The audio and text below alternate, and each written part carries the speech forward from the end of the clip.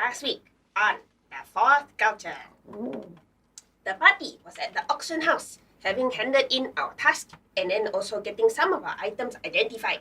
So we decided to go and take a look around the auction house, despite the men grumbling very loudly that we're not gonna buy anything anyway. I did buy something, So we looked around and quite a lot of the stuff are from racks around Najwan.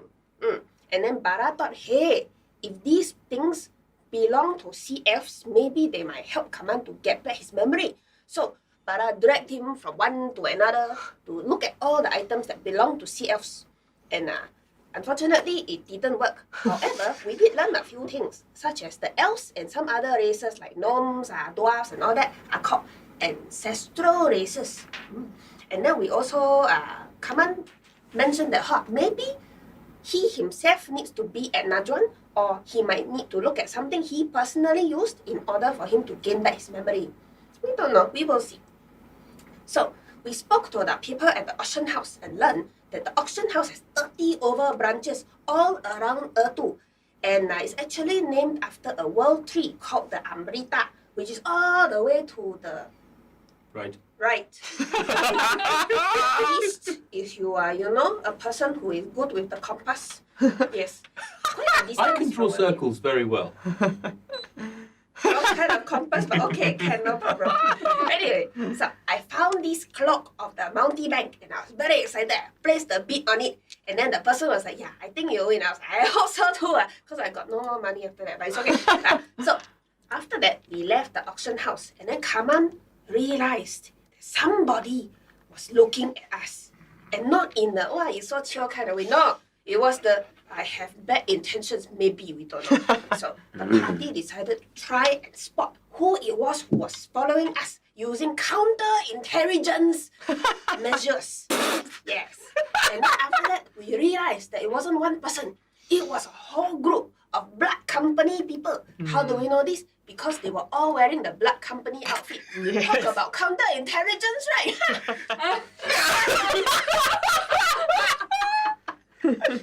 You think we're stupid? You stop it!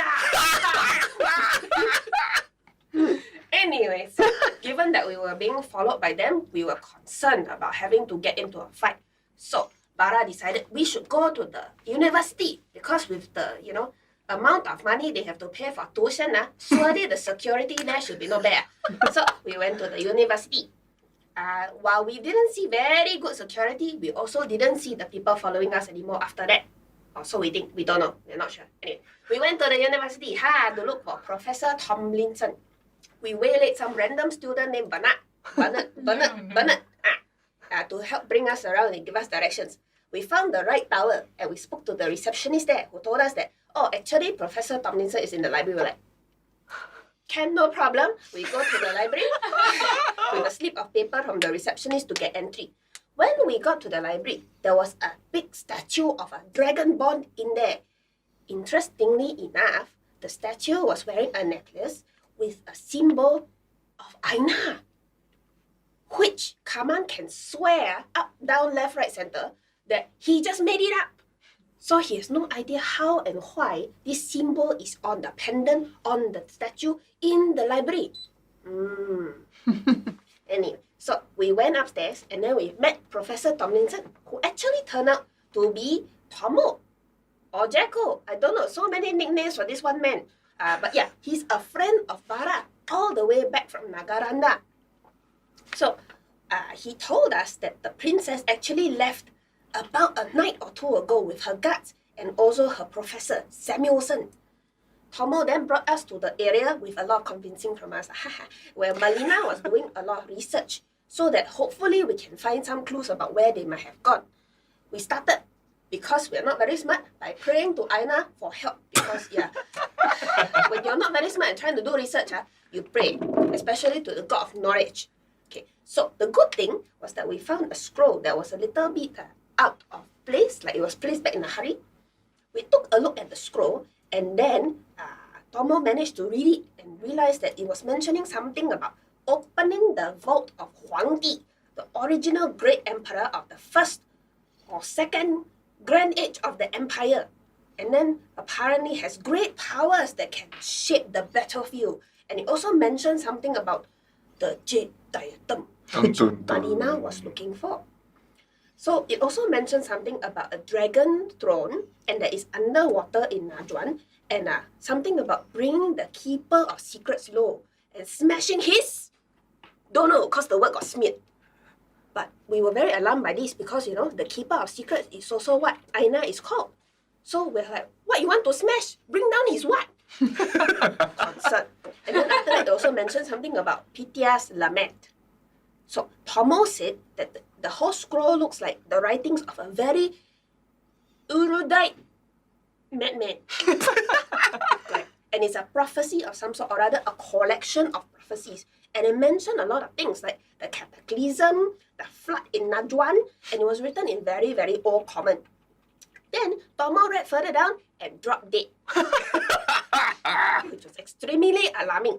Thankfully, Kaman, now being a complete cleric as opposed to half cleric, half warlock, was able to bring him back with a revivify because he didn't die that long. And then Tomo mentioned that the part that he read mentioned something about a new queen who would be crowned and the throne would rise again. So, because we didn't want to put him in any more risk, but we also wanted to study the scroll a bit more, we decided that the only course of action here was to steal the scroll. Yeah!